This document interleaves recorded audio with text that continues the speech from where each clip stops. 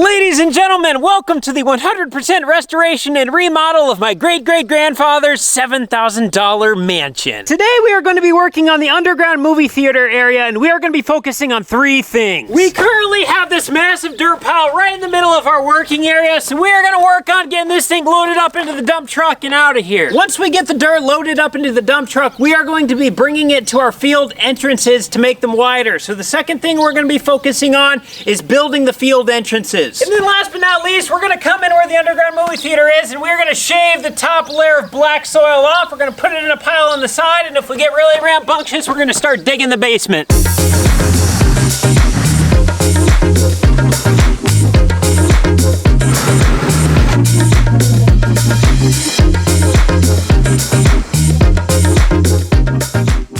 We are off to an excellent start today. We got the dump truck full again, and I got a load of dirt up in the skid loader and on the trailer because I think we now have enough dirt at the first driveway to start smoothing it out.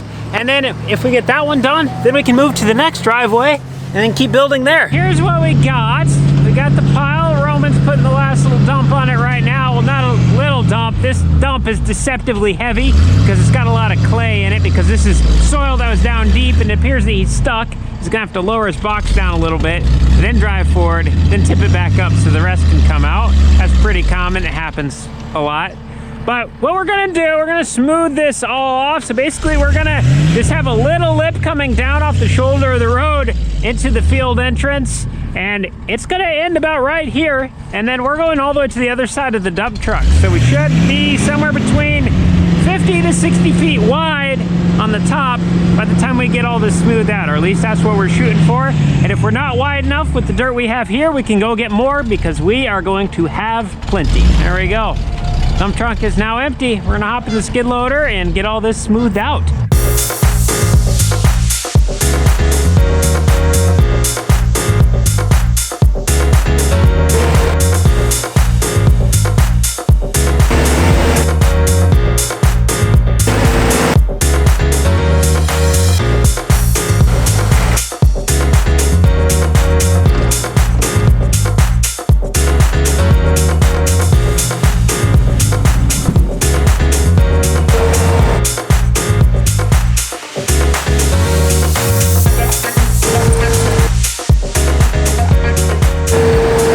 We've been at it pushing dirt around for about an hour now. I think I got this side of the driveway built. As I've been pushing, Roman's been trucking more loads of dirt down here, and I think I just have a little bit left here. I'm gonna step this off to see how many feet we are on the front face coming off of the road. Once we get to 60, then we're gonna stop, and then we're gonna be able to build the angle going down on this side, so that way we have our correct slope for the edge of the driveway, because we don't want to leave it nice and steep like this. 55, 56, 57, 57 feet. So I'm gonna add 3 more feet onto this, and that's gonna work perfect as we're building the apron. We should be able to get our last 3 feet done. And looking at this dirt pile I have right here, I do not think there is enough dirt to be able to build this out 3 more feet plus the apron, but the good thing is we have half a dump truck load of dirt still up at the house to bring down here, so this is gonna work perfect.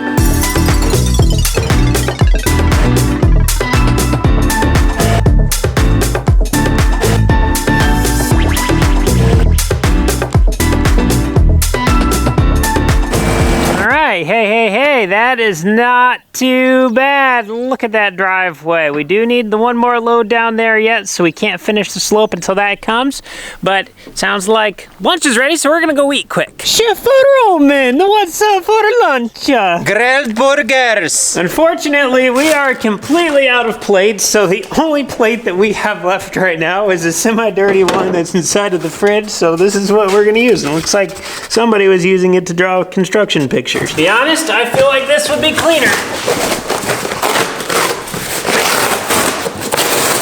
There we go. Now we got a plate right here, Roman. All right, we'll put it on the table. We can just eat off of the table and just wipe it clean after we eat.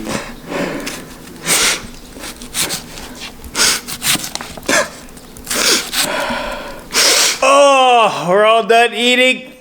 Now we rest for just a few minutes. Here's what we got going on in the break room. If you need to use the computer for something, it's usually on top of the microwave. I do my work there. This is my office when I need to charge the computer, because that's where we have electricity. And if I'm not charging my computer, I like to sit out on the front porch. But otherwise, we got the fridge. Basically water, little snacks, food, whatever. Store some ice cream up here, popsicles if anybody wants one of those when they get a little hot. Otherwise, we eat lunch right there, and then this is our workout area. Roman's a professional arm wrestler. He's actually the #1 ranked arm wrestler in the entire United States with both his left hand and right hand in the 154-pound weight class.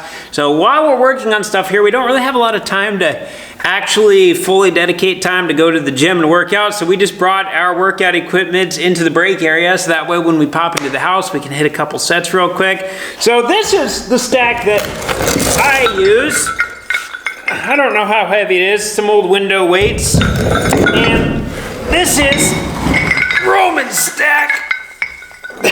Like I said, Roman is quite literally a professional arm wrestler, so he's been teaching me a little bit. I'm actually trying to seek my first competition win right now, while Roman is getting ready for a really big tournament at the end of the year. But when it comes to arm wrestling, there's a lot of things you need to be strong at, but the main things you need to be strong at, you need to be able to keep your hand up like this. You don't want your hand tipping down that way. You want to be able to keep it up. You also want to be able to take your hand and you want to be able to turn it like this. And you also want to be able to keep your hand down like this. You don't want your hand flipping back. So if you can keep your hand up, if you can turn your hand, and you can keep your hand down like that, you're probably going to do pretty good. So this is what we do. I take my window weight set here, and I just take it right over the top of my knuckle, and I'm just gonna lift up, and I'm not gonna let my wrist dump down. So then I'm gonna do the same thing with the other hand.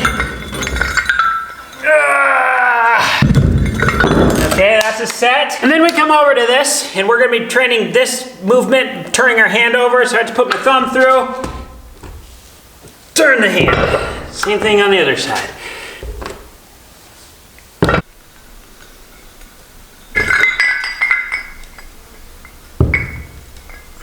Now I understand these may look funny, but it's extremely arm wrestling specific, but it does build muscle, because look at Roman's arm right here.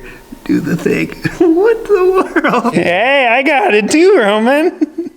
Everyone does. I got a ping pong ball. Yours is like a golf ball. And then the last thing, I really like this one. Roman doesn't do it as much, but his hand's a lot stronger than mine. In order to strengthen up my fingers and all these little cracks and crevice muscles, tendons, ligaments, we have our bucket of rice. So you just turn your hand in there and you grab rice and you turn and you do all sorts of stuff in there.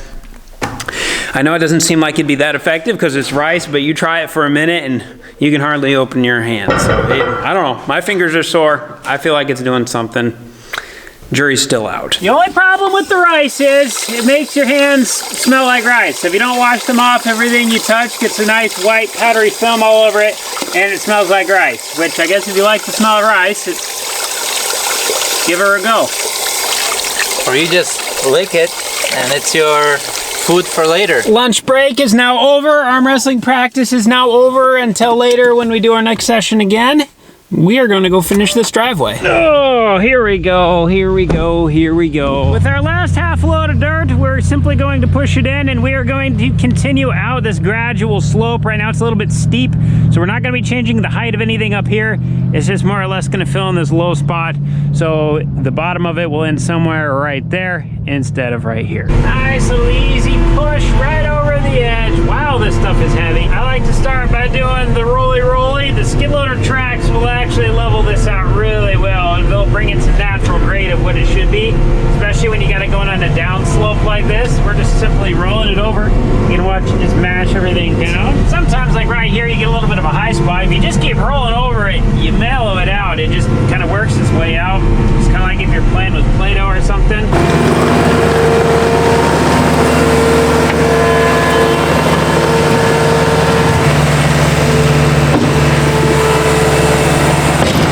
Did we get our driveway done, we got our dirt pile completely gone as well, and we have like 8 times as much dirt we're going to be dealing with by the time we actually get done digging the basement. So if we had enough dirt for one driveway, we are going to be able to do every single one of our farms like this, because we are going to have a lot of dirt. Just the only unfortunate thing is this farm is really close to home, so we don't have much dump trucking back and forth to do.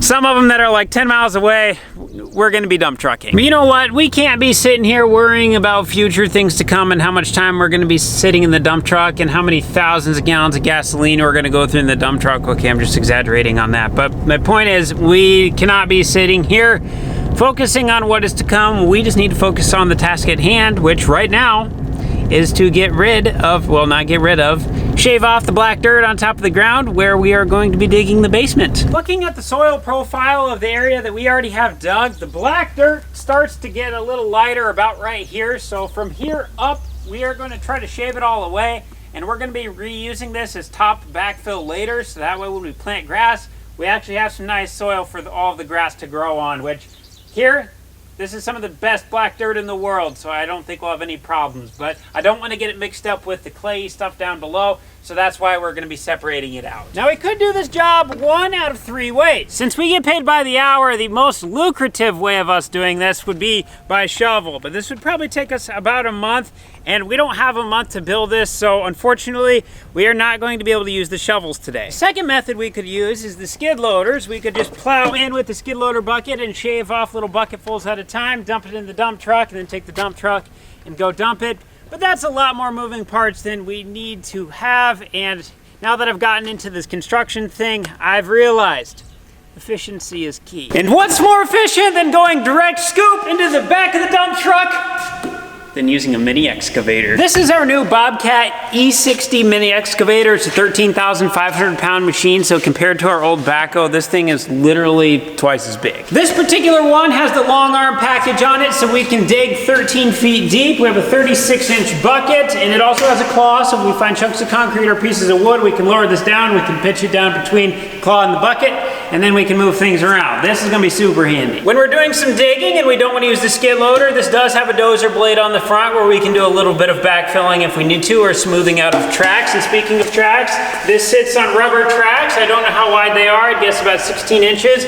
So we should have really nice flotation, and if it's muddy, it shouldn't be a problem. We should just be able to float right on the surface, which is gonna be nice, because with the wheels on the skid loader, if it gets a little bit soft, you can't go anywhere because you get stuck. And then we did opt for the 500 pound weight on the back of this. So this is a counterweight. That way when you get digging in front of you, you don't get as tippy. But more importantly, we now have a 500 pound bumper on the back of this. So if you accidentally back up into something, you just hit this big old steel weight and then you don't end up crunching in your engine. So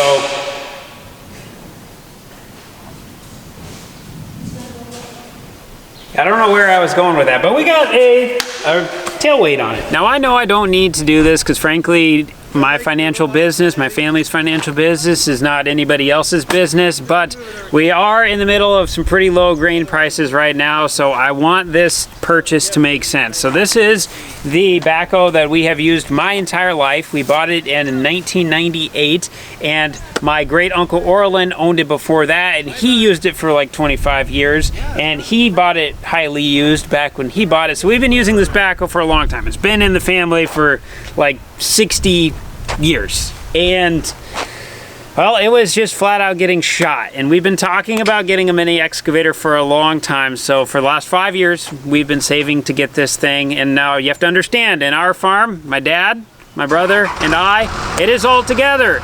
We don't take pay from the work that we do. It all goes back into the operation. So we've just been saving, and this is just kind of getting on its last leg of, or at least we're getting kind of tired of dealing with it. So we finally bit the bullet, pulled the trigger, and we bought the mini excavator. So that is the main purpose of it, is for the grave digging business.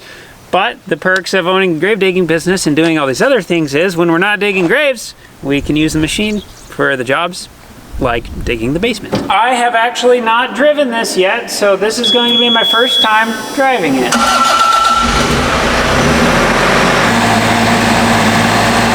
Now I'm hoping that since the mini excavator has so much reach to it, we can take the dump truck and pull it in right here, and then I can be positioned in here with the Mini. I can be digging all the way up next to the edge of the house. I can scoop, and then I can just turn 180 degrees around, dump it in the dump truck that's right there. Once the dump truck's full, dump truck can just continue pulling through, hop back on the driveway, and then it is going to be dumping in a dirt pile right on the other side of the leg over there, the big tall structure.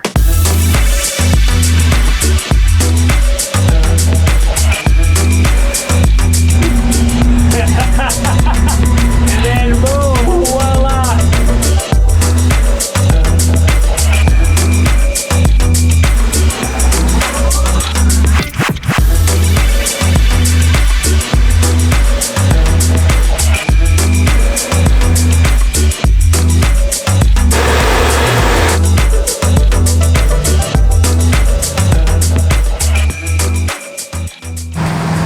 Roman's gonna swap me places in the mini excavator for a little bit. I just got summoned to some farm duties. I need to fill these tanks with water so that way we can put our disease control agent on our cornfields right now.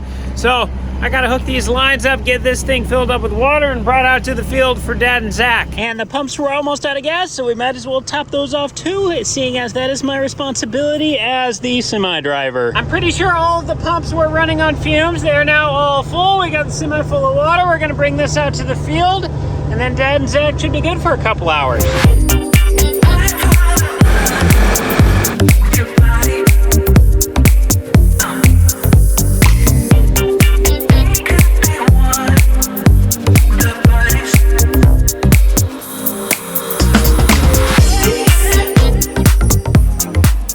Dump truck is full, so let's go and take a dump. Oh, well, no, let's go and dump it. That's what I meant.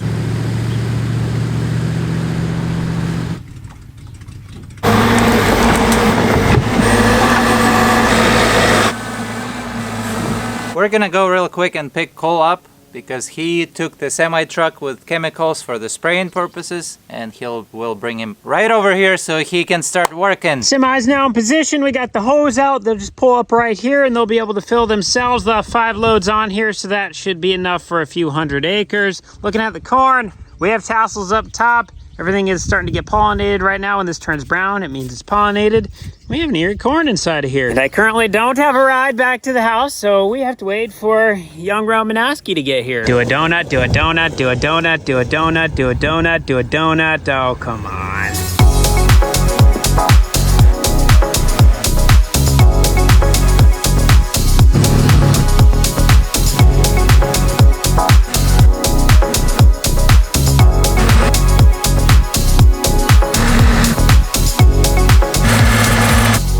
Holy cow, this is what I love about Roman. While I was off doing farming stuff, he got all this done. Holy cow, we're starting to run into our dirt pile over here, so he's not gonna be able to dig much further this way. And then on the other side of the mini excavator, we gotta be really careful because we have our LP tanks over here, and there is an underground LP line that runs from right here. And by the way, yeah, I just about tripped on that, or I did trip on it, I about fell. But that underground LP line runs right through here. We can see where the regulator comes up into the side of the house. So we do not want to hit that line. So he's just very gently pulling right here. We're probably gonna leave this bit, and then we'll have to come in with shovels and hand dig around this. We need to dig all the way to this pole. So everything right here over still needs to be dug out for black dirt, but this is gonna be a little bit of a time-consuming process. We are wanting to get on the big stuff as quick as we can. So we're gonna have to come back to this little area, but good job, Roman, you're getting a lot done.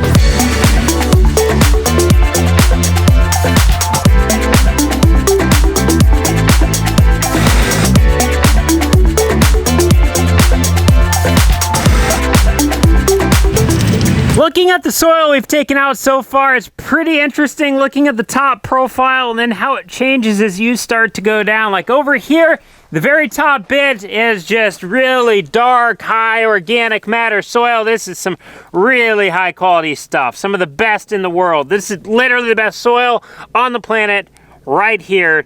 Good stuff. Then as you go down a little bit further, then you can see it starts to get just a little bit lighter in color. So when we got down to the next layer, they call this the B horizon. So the A horizon is where the black soil stops, and then the B horizon starts where this lighter colored soil starts. So this has a little bit higher clay content. It allows water and stuff to percolate through it still. Roots grow in this area, but we don't want to use this lighter colored soil for when we are actually planting grass. We want to use the dark stuff later. That's why we are scraping the black stuff off of the top.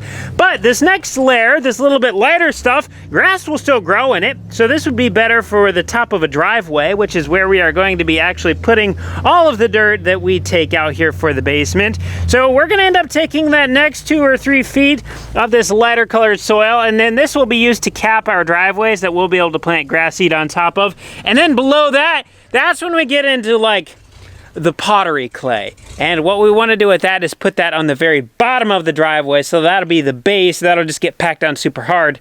And then we'll put this lighter colored stuff up on top. So we're kind of in a way separating all of our piles out into 3 different ways, or our dirt out into 3 different piles. Black stuff in one pile, the kind of the tan lighter colored stuff in another pile, and then the clay in another pile. But Roman's pretty much finishing up the last little bit of the black soil removal. So I brought the skid loader down in here. I'm gonna try to get some of these big chunks of concrete out and like this pipe and stuff. I'm also gonna smooth this off. And then I may also do a little bit of leveling with this lighter colored soil, and then we'll pile it over on the side. So then that way when we get down in here, we actually start digging our basement, we have a nice level surface for the excavator to dig on. So that way we're not trying to dig on a big old side hill or something, or in a hole or out of a hole, or I don't know. The flatter the ground is, the easier it is to dig with the excavator.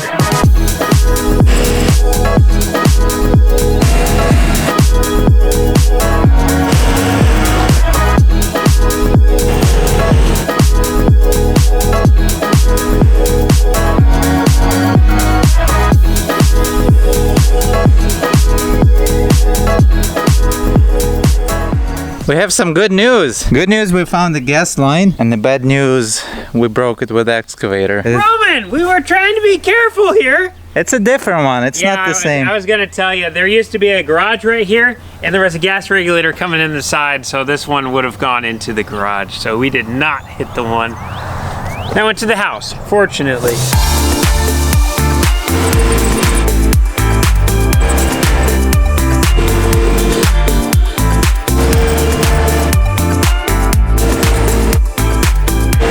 Now I'm just gonna say, for being amateur dirt workers, I am really impressed with the job that Roman and I did here. We got it all leveled out on the side, so this is where our stair steps are gonna be. Now right here is not a good example because where that camera tripod's sitting, we need to dig all the way out to there yet, but we're gonna have to get in here with a shovel and dig down and find where our gas line is. We're gonna have to hand dig around that. Once we expose that, then we can use the equipment to get rid of the rest of the dirt. We just don't wanna accidentally break that line.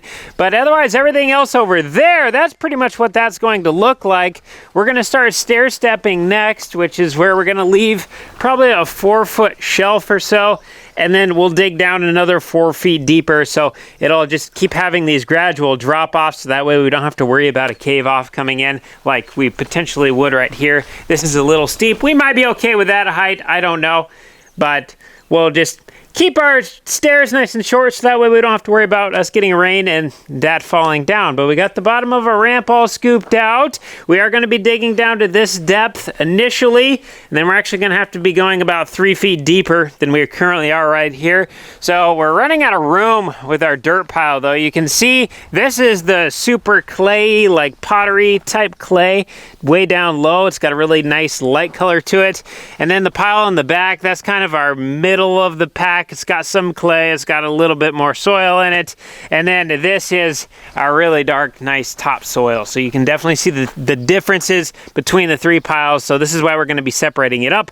This is going to be put in for grass to be able to be grown on around the house. This is going to be the bottom base for driveways, and then that will be the top base for driveways in the back. And the good news for our dirt situation is, as we're closer to the house, we're going to have more soil to move, but then as we work our way further, we actually have less soil soil, and that's because we have some downhill grade. If we look right here, now this is not perfectly flat, but it's flat enough to give you the idea of what's going on.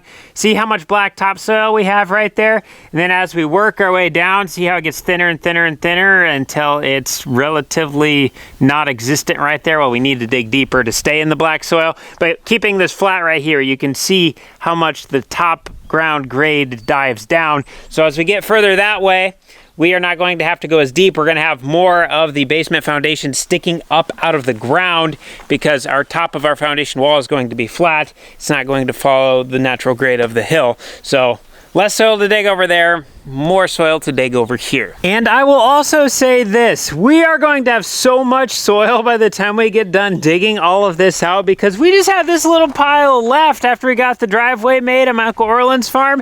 And just a little bit of scraping that we've been doing on the clay part alone, or the part topsoil, part clay area, we more than doubled the pile that we had sitting right here. And that's not counting all of the black dirt that we already brought over and dumped on the other side of the leg. And we dumped a load of black dirt down there in the bottom of this valley where we have a washout that we're gonna smooth out. So once we actually get down into where I would say 75% of the dirt actually is, we are going to have so much soil that we're going to have to get taken care of. It's a good thing we have a lot of driveways that need widened out because I have a feeling we're going to still have some extra dirt by the time we get all those done. But anyway, with all this work being done, we are tired. We're going to call it a day. This is all we got. Thanks for watching. We'll see you in the next one.